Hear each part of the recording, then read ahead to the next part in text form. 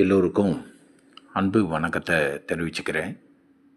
இந்த காணொளி மூலமாக என்ன தகவல் உங்களுக்கு சொல்ல போகிறதுன்னா, திருமணம் ஏன் தாமதமாகுது, அதற்கான காரணம், அதற்கான தீர்வு உங்களுக்கு சொல்கிறதுக்கான இந்த காணொளி மூலமாக இறைசக்தி இயற்கையும் வச்சிட்டு இருக்கிற இந்த நீதி தர்மத்தின்படி இந்த காணொளி உங்கள் கண்ணில் படுது அப்படின்னா, இதில் ஒரு புரிதலுக்கான ஒரு நேரம்னு எடுத்துக்கோங்க. இதை நீங்கள் இக்னோர் பண்ணுறதோ இல்லை இது வேறு கோணத்தில் வேண்டாம். ஏன்னா நம்ம இப்படியே தான் பல்வேறு சந்தர்ப்பம், பல்வேறு ஒரு வாய்ப்பை தவற விட்டுக்கிட்டே இருக்கோம். ஏன் இந்த விஷயத்தை நான் ஆழமாக அழுத்தமாக உங்ககிட்ட தாழ்மையோடு கேட்டுக்கிறேன்னா, இப்போ உங்களுக்காக, உங்களோட சிந்தனைகளுக்காக உண்மை குருமார்களை நீங்கள் உணரணும். என்னுள் உண்மை குருமார்கள் உங்களுக்குள்ளே அந்த விஷயத்தை சொல்ல வைக்கிறாங்க. இது எனக்கும் இந்த வார்த்தைகள் பேச்சுக்கு கிடையாது. இந்த பிரபஞ்சமும் இயற்கை இறைசக்தி உங்களுக்கான ஒரு வாய்ப்பை தட்டுது, கொடுக்குது. இது எனக்கும் இன்றைக்கி இருக்கிற நான் பல்வேறு வேலைப்பாடில் இந்த காணொலியை சும்மா ஜஸ்ட்டு என்டர்டெயின்மெண்ட் மாதிரி பார்க்குறேன் அப்படின்னு தயவு கூர்ந்து உங்களுக்கு கடைசி வரைக்கும் அந்த வாய்ப்பு கிடைக்காம கூட போகக்கூடிய வாய்ப்புகள் இருக்குது. காரணம் என்னென்னா, நீங்கள் இக்னோர் பண்ணக்கூடாது. இப்போது திருமணம் ஏன் தடைப்படக்கூடிய வாய்ப்புகள், அது பல்வேறு காரணங்கள் எதுக்காக? இது கர்மாவோட எதிர்பார்ப்பு. இது உங்களுக்கு தெரியும், எல்லாருக்கும் தெரிஞ்ச விஷயந்தான். ஆனால் இதுக்குள்ளே நம்ம ஒரு முயற்சி எடுத்திருக்கோமா? நம்ம பள்ளி காலம், பருவ காலம், கல்லூரி காலம்லாம் முடித்த பிறகு ஒரு 21, 22 வயசு ஆகிடுது. இந்த எதிர்பார்ப்பு அதிகமானனால தானே உங்களுக்கு இந்த வயசு இன்றைக்கி பார்த்திங்கன்னா எல்லாருக்கும் 30, 35 வயசில் கல்யாணம் ஆகக்கூடிய ஒரு நிலையில் எல்லாருமே நம்ம தவிச்சிட்டு இருக்கோம். அன்றைய காலகட்டம் அப்படி இல்லையே. அன்றைய காலகட்டம் எதிர்பார்ப்பு இல்லை. ஒரு காலகட்டத்துக்குள்ளேயே குழந்தை அந்த ஒரு பள்ளி பருவம் முடித்த பிறகு கல்லூரி போகிறதுக்குள்ளேயே கல்யாணம் பண்ணிட்டாங்க. எல்லாமே குழந்தைகள் ஒரு குறிப்பிட்ட காலகட்டம் வரைக்கும் அவங்களோட எதிர்கால வாரிசுகளுக்கு சரியான முறையில் வாழ்வியல் முறை சரியான முறையில் இருந்தது. ஆனால் இன்றைய காலகட்டத்தில் இது எல்லாமே மாற்றி அமைச்சிருக்கீங்களே. இப்போ இதுக்கு மாற்றமே வராதா? வாழ்வியல் முறையில் மாற்றம் வரலன்னா அது எதிர்காலத்துக்கு வாரிசுகள் எல்லாத்துக்குமே ஒரு கேள்விக்குறியால் அமையும். நீங்கள் எல்லாருமே 30, 35 வயசு வரைக்கும் கல்யாணம் ஆகாமல் அதுக்கப்புறம் நீங்கள் குழந்தை எதிர்கால சன்னதிக்கு கொடுக்கக்கூடிய, இந்த நாட்டுக்கு கொடுக்கக்கூடிய வாய்ப்புகள், அதுக்கப்புறம் அவங்க வளர்ந்து உங்களுக்குள்ள உடம்புக்கு அதுக்கு உண்டான தெம்பு, அதுக்கு உண்டான உழைப்புக்கு உண்டான சக்தி எல்லாமே வேணும் இல்லையா? சிந்திங்கள் மக்களே. நான் எதுக்கு இந்த விஷயத்தை சொல்கிறேன்னு வேறு எந்த காரணமும் கிடையாது. என் திருநாட்டு மக்கள் ஒரு நல்ல செல்வ செழிப்போடு வளத்தோடு வாழணுன்ற ஒரே நோக்கத்துக்காக இந்த காணொளி உங்களுக்கு கொடுக்கக்கூடிய வாய்ப்புகள் இறைசக்தி இயற்கையும் கொடுத்துருக்கு.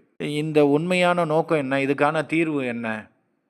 இப்போ திருமணம் அப்படின்னா ஏதோ ஒரு உயிர்லேருந்து 6 உயிருக்கு நீங்கள் செய்த பாவத்தின் விளைவு தான் இதெல்லாம். உங்களுக்கான நேரம், நீங்கள் பல்வேறு பொருளாதார சார்ந்த தேவைக்கு நேரம் ஒதுக்கிட்டீங்க, குடும்பத்துக்காக பல்வேறு என்டர்டெயின்மெண்ட்டுக்கு இதுக்கு அதுக்கு எவ்வளவோ நேரத்தை செலவிடுறீங்க.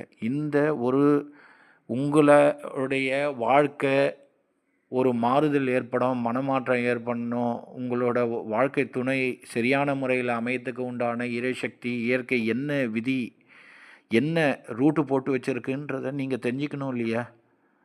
அது எப்படி தெரிஞ்சிக்க முடியும்னு நினைக்கிறீங்க? ஒரு ஜாதகம் எடுத்துகிட்டு போயிட்டால் எனக்கு ஈஸியாக எல்லாமே கிடைச்சிடும், வாய்ப்பே இல்லைங்க. இன்றைக்கி இயற்கை இறைசக்தி வச்சுட்டு இருக்கிற கர்ம வினையின் அதோட அடிப்படையில் நம்ம போட்டுட்டு இருக்கிற நம்ம பர்த் ஆஃப் ரூட் மேப், அதை நீங்கள் உணர்ந்தால் மட்டும்தான் அதுக்கு பெரிய மாற்றம் கிடைக்கும். பல்வேறு வழிநிலைகள் மாறுதல்கள் இருக்குது. அது நீங்கள் பண்ணுற வினையின் பிரதிபலிப்பை பொறுத்து தான். இந்த வினைகளை நீங்கள் எதுக்காக இந்த வினை வந்தது? அப்போது நான் இது வரைக்கும் எந்த வினையினால் இந்த துன்பத்தை அனுபவிச்சிட்ருக்கேன், இந்த நிலைக்கு தள்ளப்பட்டு இருக்கேன்? இப்போ இதிலிருந்து எனக்கு ஒரு பரிணாம வளர்ச்சியின் அடிப்படையில எனக்கு வாழ்வியல் முறையில ஒரு மாற்றம் கிடைக்கிறதுக்கு உண்டான வாய்ப்பு எது? அந்த இறைசக்தியும், இயற்கையும் குடுத்திருக்கிற வாய்ப்பு தான் இந்த காணொளி. இத நீங்க உள்வாங்கி, அதுக்கு உண்டான முயற்சிகள் இப்போ திருமணத்துக்கு உண்டான தடை ஏன் வருது? அதுக்கான காரணம் யாரு?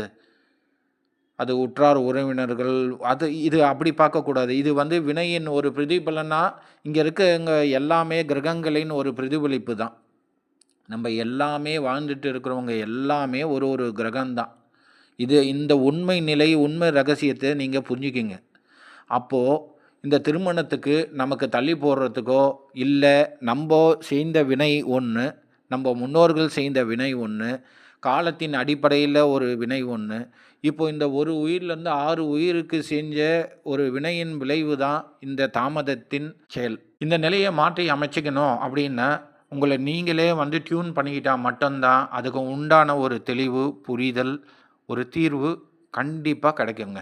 இதுக்கு போயிட்டு பரிகாரம் பண்றேன். நமக்கு ஈஸியான வழி என்ன தெரியுங்களா? கற்பூரம் காத்திடும். சும்மா ஏதோ இது கண்டிப்பா சொல்றேன். நீங்க உங்கள நீங்க உணருங்க ஃபர்ஸ்ட்டு. நான் வேற எந்த விஷயத்தையும் சொல்லல. ஏன்னா, இங்க திருநாட்டு மக்கள்ல பல்வேறு விஷயங்கள் நடந்துட்டு இருக்கு. ஒரு சரியான சிகிச்சை அப்படின்னு ஒரு முறை இல்ல. அது எனக்கு வருத்தமா இருக்கு. உண்மை குருமார்கள் நீங்க அந்த நிலையை நீங்களே உணர்ந்து, நீங்களே உண்மை குருமார்களா மாறணுன்றது தான் இந்த காணொளியின் நோக்கம். நான் சொல்லிட்டேன். உங்களுக்கு எல்லாமே கர்ம வினையில அதை தீர்க்கக்கூடிய ஒரு பாவ விமோசனம் எப்படி கிடைக்கும் அப்படின்னு உங்கள நீங்க உணர்ந்தீங்க அப்படின்னா, எல்லாமே அது ஒரு தேடல், ஒரு முயற்சி, ஒரு கதவு நீங்க தட்டுனீங்கன்னா மட்டும் தான் கிடைக்கும். அது உங்க முன்னோர்கள் குலதெய்வத்தின் மூலமா பூட்டி வச்சிருக்கலாம். இல்லன்னா, உங்க முன்னோர்கள சரியான வழிபாடு இல்லாம பூட்டி வச்சிருக்கலாம். இல்ல உங்களுக்குள்ளேயே நீங்க உங்கள நீங்களே நேசிக்க முடியாத ஒரு விரக்தியில வாழக்கூடிய ஒரு நிலையா இருக்கலாம். இதை எல்லாமே களைஞ்சு ஒரு ஓரமா வச்சுடுங்க. நான் குடுத்துட்டேன் சாவி இப்போ. 3 விஷயம் குடுத்துருக்கேன். முன்னோர்கள் சொல்லிட்டேன், குலதெய்வம் சொல்லிட்டேன். உங்களோட அ விரக்தியெல்லாம் ஓரமா உங்கள நீங்க ஃபர்ஸ்ட்டு நேசிக்க ஆரம்பிங்க.